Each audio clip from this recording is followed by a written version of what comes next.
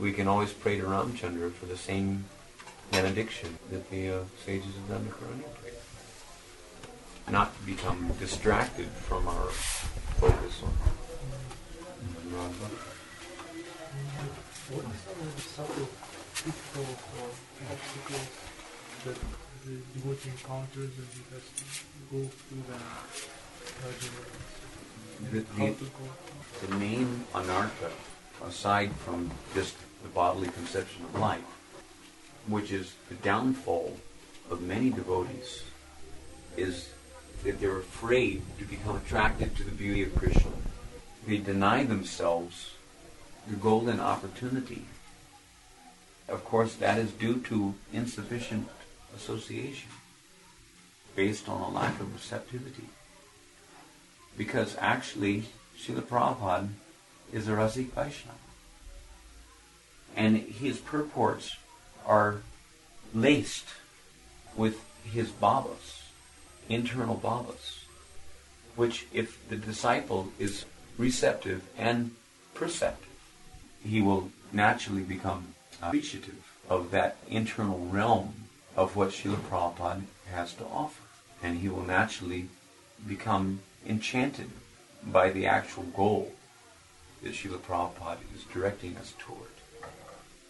But those who are less receptive, because after all we started out with a discussion that there's necessity for both the potent spiritual master and the receptive disciple for there to be the engendering of the creeper of prema, which is supposed to bear the fruits of prema.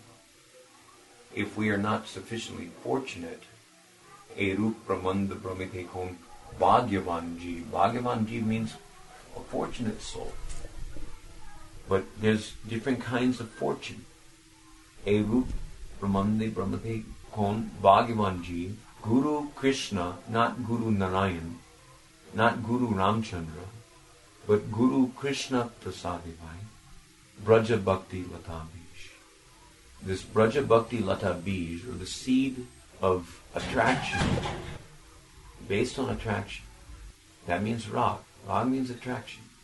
So the seed of attraction to the realm of Braja, the seed of attraction to the hope to serve Krishna, following in the footsteps of the Brajvasis, will come upon a fortunate soul. But if he's not fortunate, then if he's lacking sufficient good fortune, and what is that fortune? Fortune means sukriti, previous sukriti. If the sukriti is of the nature of Shastra Vishwas, Vishwas means Shraddha, or faith. Shastra Vishwas, faith in the scriptures, scriptural injunctions. Scriptural injunctions alone.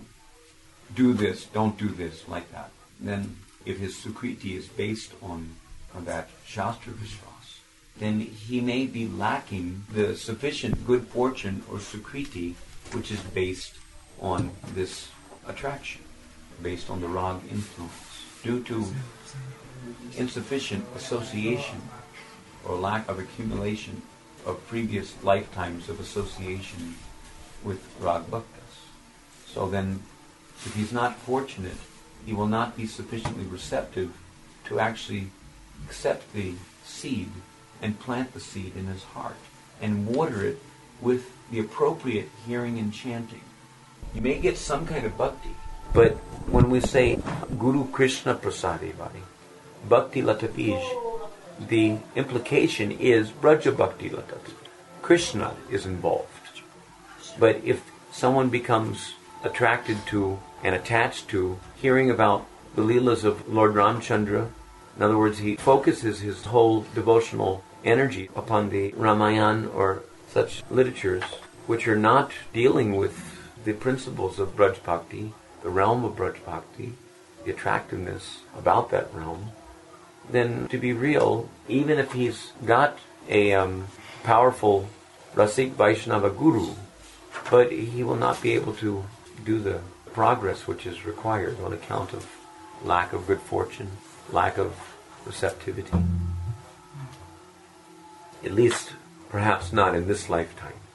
because after all, he had enough good fortune to come into contact with a Rasik Vaishnava like Śrīla Prabhupada, and therefore he has sufficient, in other words, by the mercy of that devotee has offered his association, and to some extent the disciple may have taken that association on one level or another, but he may not have the sufficient sukriti to recognize the actual superlative nature of what that Vaishnava has to offer. But because he's associated with him on one level or another, and to a certain extent he receives some merciful benedictions from that Vaishnava, so perhaps in the next life, if he doesn't wind up in Vaikuntha first, in the next life he can make further progress.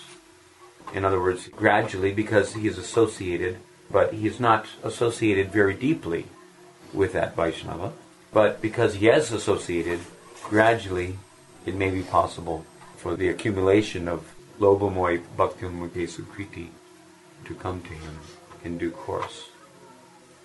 And in the future, he may make further progress on the Rag mark.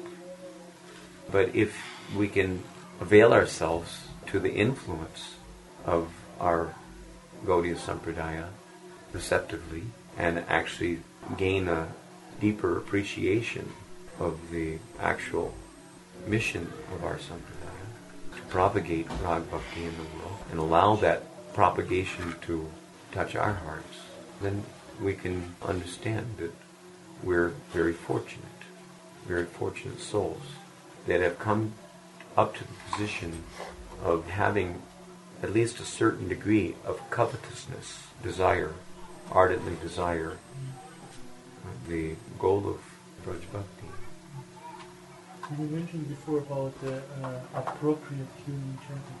What do you mean by appropriate? Appropriate means the hearing and chanting of subject matters which will allow us to become attracted to the essence of what those subject matters are all about.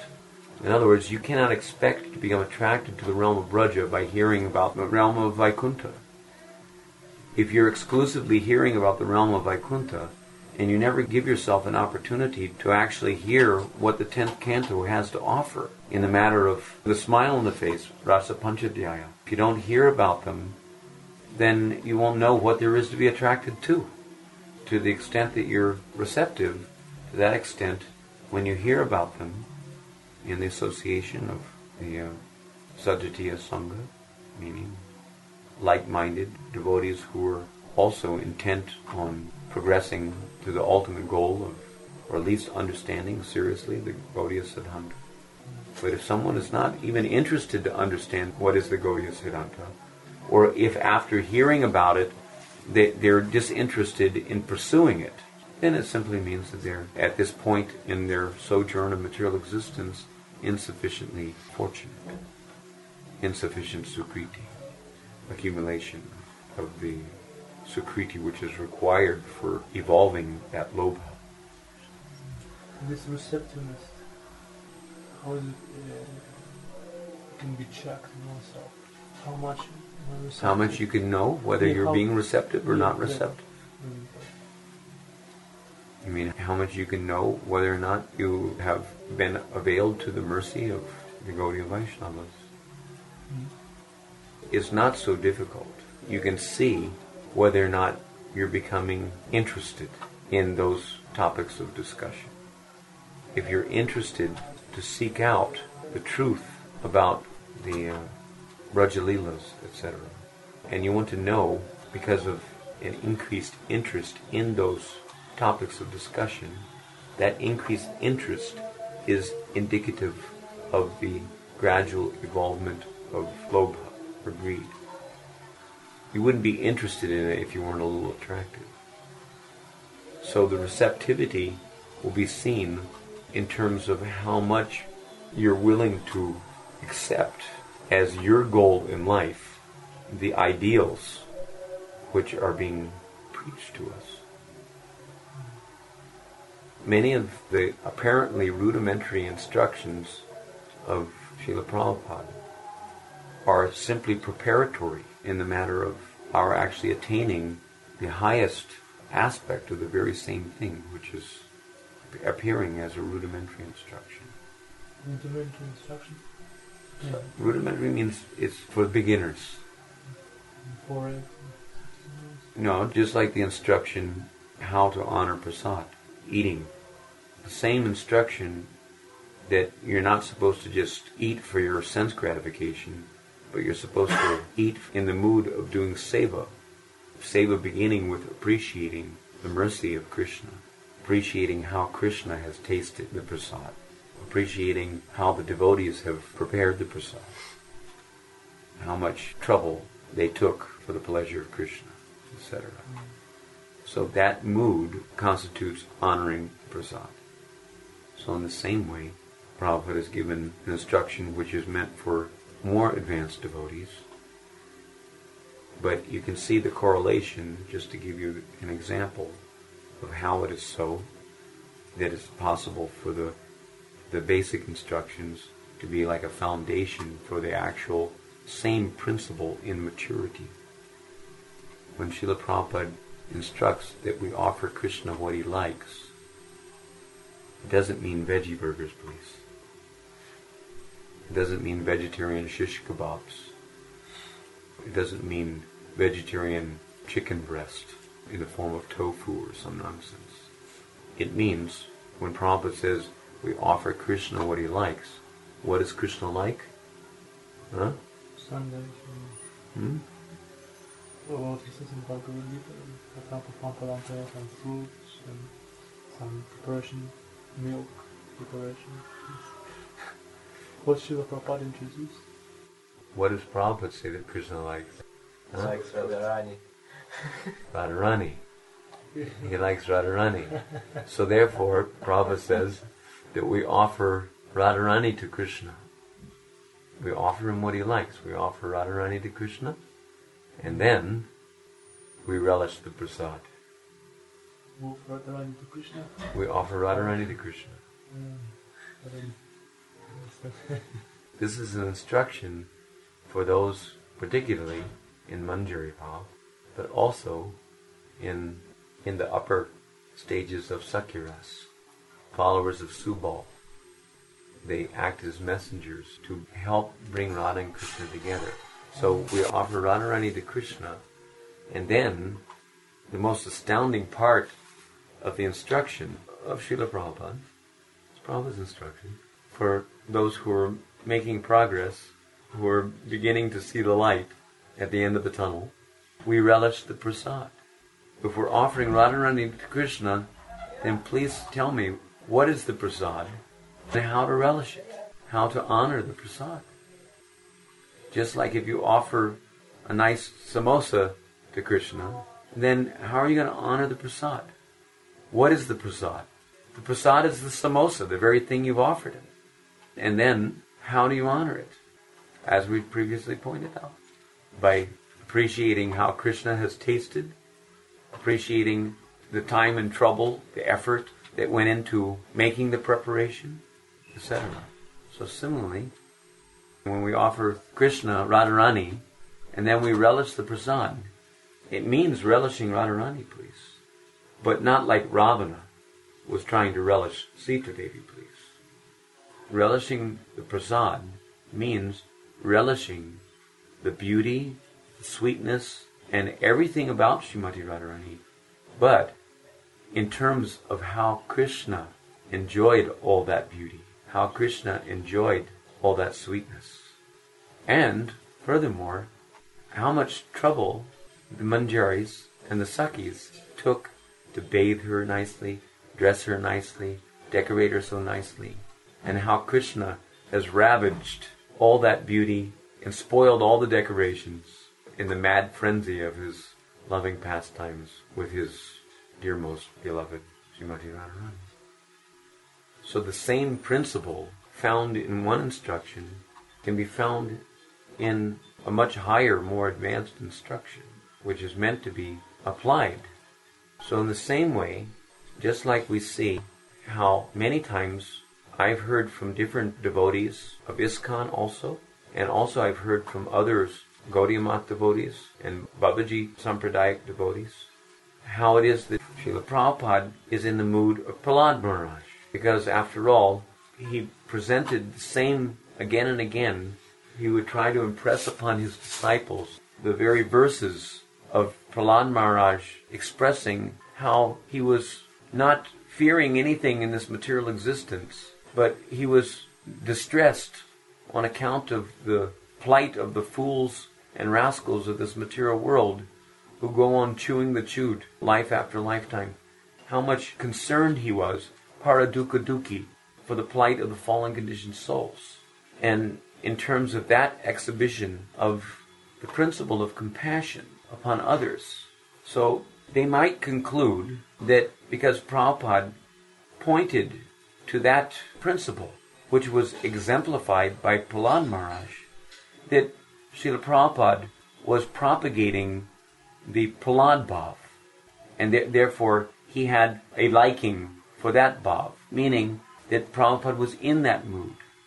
But we prefer to understand that the section of Bhagavatam describing Prahlad Shiksha is the most elementary exposition of the principle of compassion. The principle of compassion finds its zenith in the moods of the Brajbasis. Principle of compassion, but it may not be so easy to recognize. Whereas in the instance of Prahlad Maharaj, it's easy to recognize, first of all, because it's externally directed toward a realm that we can identify with in terms of our own experience of the horrors of the material suffering, adhyatmic, adhibodic, adhidaivic klesha of this material world, and how people are suffering on account of that's in the grossest form. But even beyond that, above that, is the consideration of how the conditioned souls are suffering due to forgetfulness of Krishna. So therefore, not just trying to relieve them of the pangs of material distresses, but to relieve them of that major point of suffering, which is the underlying root of all suffering, which is forgetfulness of Krishna. But this is all in terms of the principle of preaching Krishna consciousness, which is an external affair. So when the preaching of Krishna consciousness as an external affair is exhibited in the expressions of Prahlad Maharaj, the expressions of Prahlad Maharaj are not inclusive of the principle of reinstating the soul in his ultimate constitutional relationship with Brajendananda and Krishna. So, although Prabhupada has appeared to give deference to the exhibition of compassion as per the instructions of Prahlad Maharaj, or the expressions of Prahlad Maharaj in his prayers to Lord Nrsingadev, which comes in the form of instructions, more or less, for us. But it would be more realistic to understand that Srila Prabhupada is not in the mood of Prahlad Maharaj, please. He's just showing that as a basic elementary introduction to the principle of compassion, which is exhibited by Lord Nityananda and Lord Chaitanya. Lord Nityananda is none other than Ananga Manjari, Ananga Balaram, just like Mahaprabhu is Radha Krishna Nayanya. Brajendanandan Jay Sachisuta Hoilo say, but it's not just Brajendanandan who's become Sachisuta, he's combined with Radharani. So similarly, Balaram Hoilo Nitai, it's not just Balaram who's come as Nitai, it's Balaram combined with his Swarup Shakti. His topmost Swarup Shakti is Ananga Manjari. From Ananga Manjari, Revati, Varuni, and other consorts and expanded forms of Baladev have appeared. Swarup Shakti manifestation. So, but just to show what is the principle of compassion externally directed toward the fallen conditioned souls, the Prahlad Shiksha has been presented in Bhagavatam. But it is leading up to something of a higher order, please, found in the 10th canto of Srimad Bhagavatam in the matter of the Brajbasis' loving relationship with Krishna, which are ultimately not externally absorbed or directed, but internally directed. The principle of compassion is found in its topmost expression in the form of Srimati Radharani. Matter of fact, Rupa Goswami in Nectar of Devotion says that Srimati Radharani is the personification of the compassionate nature of Krishna. Therefore, the highest principle of compassion to be emulated is the compassion found in Srimati Radharani, not the compassion found in Prahlad Maharaj. But an introductory course to the principle is there in Prahlad Shiksha.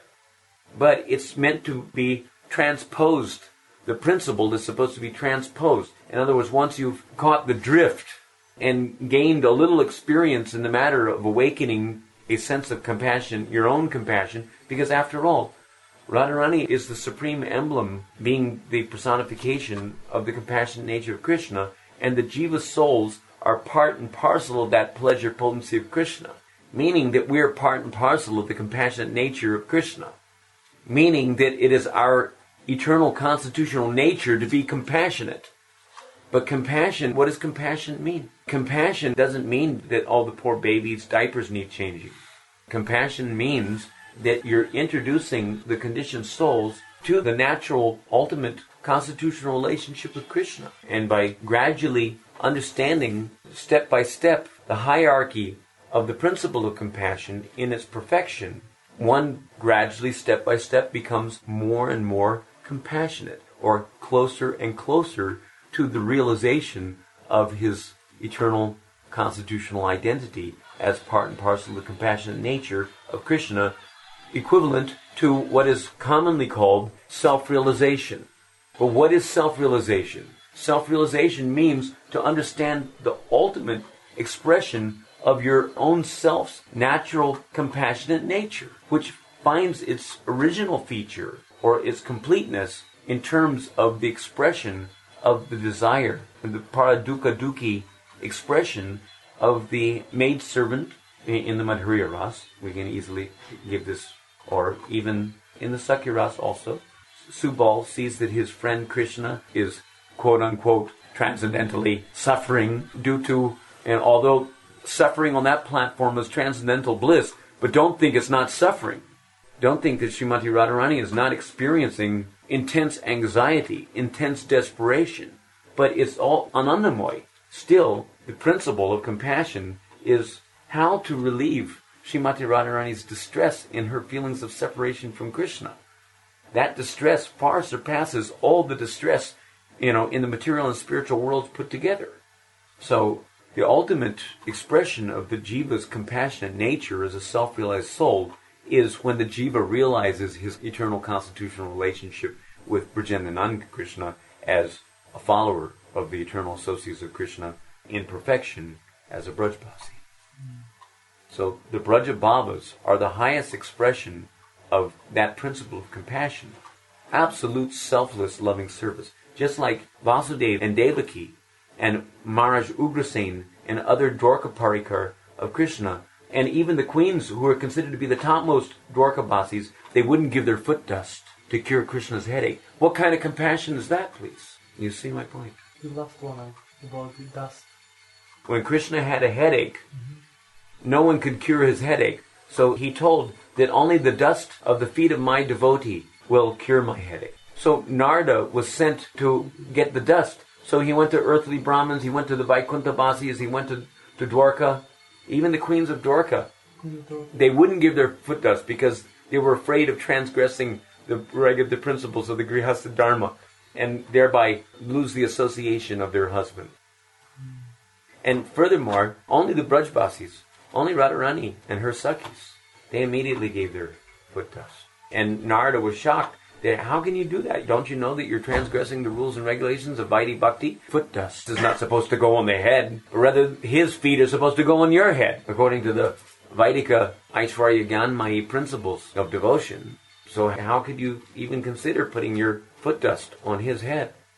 Don't you know you'll go to hell by transgressing Vedic Dharma? Aren't you afraid of losing the company of your beloved Krishna?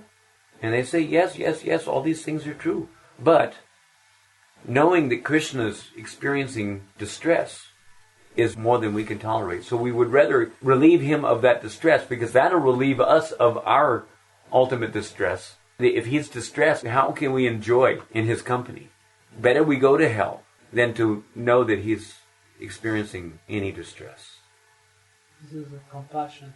That's the highest form of the principle of compassion, where they're prepared to give up all rules and regulations, break every rule in the book to go to satisfy Krishna, because he's feeling separation from us. And practically in our situation, our moment, how do we apply this principle of compassion? I mean, like, First, compassion is to have compassion on yourself. If you cannot understand the importance of pursuing the highest compassion, which is to have compassion on Krishna. Krishna has been suffering in our separation. Chaitanya Mahaprabhu came and had intense anxiety in knowing of the plight of the fallen conditioned souls. Haridas Thakur expressed in his compassion for the feelings of Lord Chaitanya that, "Do not worry, my dear Lord. By the loud chanting of the holy names of Krishna, even the stones, even the snakes which don't have ears, even the microbes, they will all be delivered back home, back to Godhead." Lord Chaitanya's expression was not based on his fearing the distresses that the fallen conditioned souls are having. It serves them right, the rascals. They deserve to be raked over the coals for having left Krishna. Mahaprabhu, in the mood of Radharani, is giving expression to, his anxiety is based on Krishna's feelings of separation from the fallen conditioned souls. That how could these rascal fallen conditioned souls have done that to Krishna? Putting Krishna into distress. So his anxiety over the plight of the fallen conditioned souls is not based on their suffering condition. They're based on the suffering condition of Krishna. And by satisfying Krishna's suffering condition, automatically their suffering condition will be alleviated. Their suffering condition is in their experience of having done suffering upon Krishna by shining Krishna on, saying, "See you later. We're going to go pretend to be enjoyers in the material world," and leaving Krishna bereft of their sevas, bereft of their loving reciprocation that he wants too. He has the best association in the spiritual world, but we left to come to this material world. And it's not that he didn't want our association too. He wants everything. He wants everyone. So we've been keeping him in a distressed condition. So doing compassion upon ourselves means serving our real self-interest. Serving our real self-interest means serving the interest of Krishna. Without serving the interest of Krishna, there's no question of serving our real self-interest. Automatically our real self-interest is served by our endeavor to relieve Krishna of his distress by going to him and satisfying his senses, giving him pleasure as part and parcel of the pleasure potency of Krishna, functioning in the capacity that we're supposed to be functioning in as fully self-realized spiritual masters, having actually realized the ultimate siddhanta of the Gaudiya Sampradaya in the matter of culturing Braj Bhakti, which is our natural, eternal right to do so. Because every living entity has the rights to augment the mood of Braja. Every living entity. It's just that some living entities are doing it, and some living entities are not doing it, either by culturing other inferior forms of bhakti, which are not nearly as compassionate, which don't allow them to be all they could be if they would give up their attachments to various other aspects of Krishna's Aishvarya or whatever, or to the Bhoga Aishvarya of this world, of the material world. So all this qualities, compassion, tolerance, they all directly relate to Krishna, and they cannot really exist without yes, with him in its highest form. Yes, without realizing the highest form, we've not actually understood what it is that we're supposed to be understanding. The highest exhibition of tolerance is tolerating the embraces of Krishna, tolerating the scratch marks, tolerating the bites on our lips. Whatever happens to us, it's ultimate connection with Krishna.